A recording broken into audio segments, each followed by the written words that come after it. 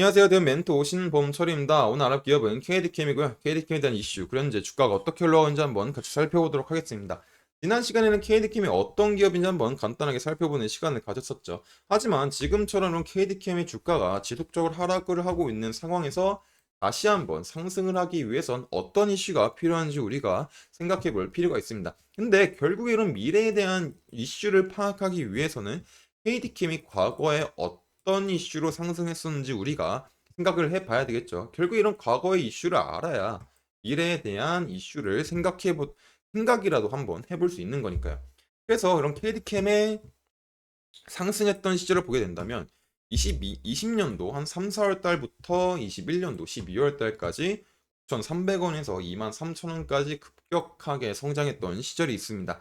근데 이제 이 시절의 상승은 KDC만 상승했었던 건 아니죠. 많은 화학주가 반등이 왔었습니다. 근데 이 반등했었던 이유는 이제 코로나 때문이다라고 볼 수 있습니다.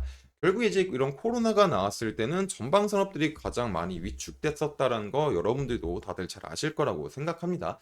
근데 이제 이런 부분들을 다시 말하는 이유는 다시 한번 상기시켜 보자라는 의미에서 하는 거니까 양해 부탁드리겠습니다. 결국에 이제 이런 것들이 전방 산업이 위축이 되자마자 전방 산업이 위축이 되다 보니까 이거에 맞는 화학 소재들이 굉장히 피해를 봤었죠. 그리고 그 중 하나가 이제 PVC였다라는 겁니다. 뭐 굉장히 많습니다. PVC 말고도.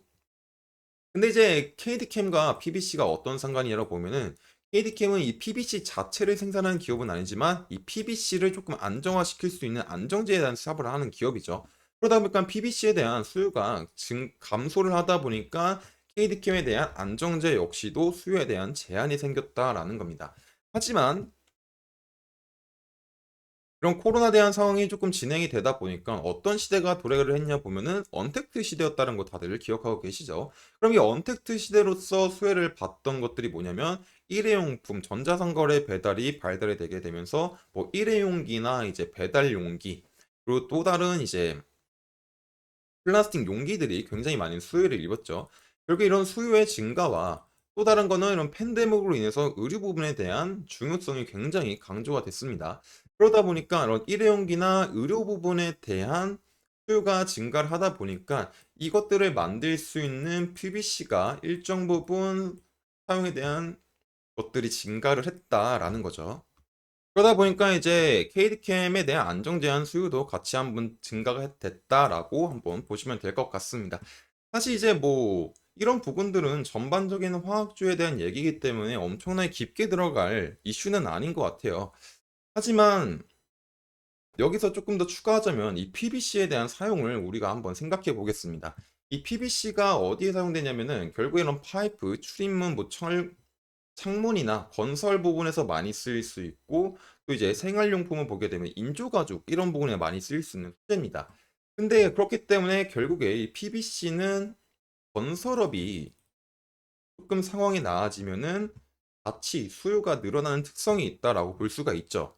그래서 이런 PVC를 다루는 기업들이 언제 수혜를 받는지 한번 살펴보게 된다면 이제 작년 23년입니다. 23년도에 많은 PVC 업체들이 조금 수혜를 봤었던 적이 있는데 왜 수혜를 받냐면 23년도에는 이제 인도의 건설 시장이 조금 상황이 괜찮았다라는 겁니다.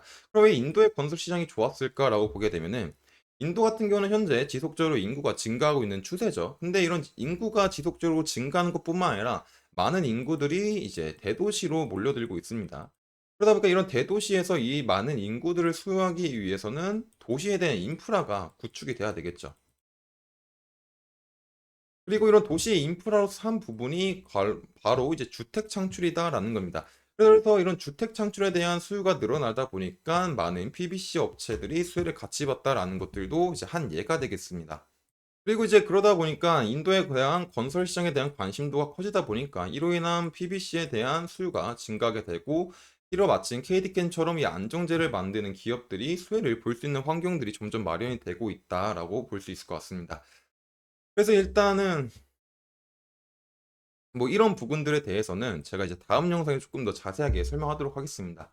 이제 뭐 이런 부분에 대해서는 이제 다른 영상에서는 조금 자세하게 풀긴 했었는데 오늘은 이제 KD캠에서 간단하게 알아보는 시간이니까 뭐 영상 이런 부분들은 그럼 다음 영상에서 풀도록 하겠습니다. 그래서 이런 결국에 종합을 하자면 KTCam은 PBC 안정제를 만드는 회사로서 이제 PBC에 관련된 기업 건설업이나 어떤 플라스틱에 대한 수요, 의료 부분에 대해서 수혜를 받을 수 있다. 그러다 보니까 지금 당장 24년도, 23년도는 석유화학 기업들이 조금 침체가 될 수 있지만 다시 한번 건설과 이런 배달 용기에 대한 수요가 증가하게 된다면 이런 각 안정제를 만드는 KTCam이 다시 한번 이제 반등을 할 수 있는 상황이 만들어질 수 있다라는 거겠죠. 근데 이제 이런 PBC 시장이 커진다고 해도 사실 조금 문제가 하나 있긴 있습니다.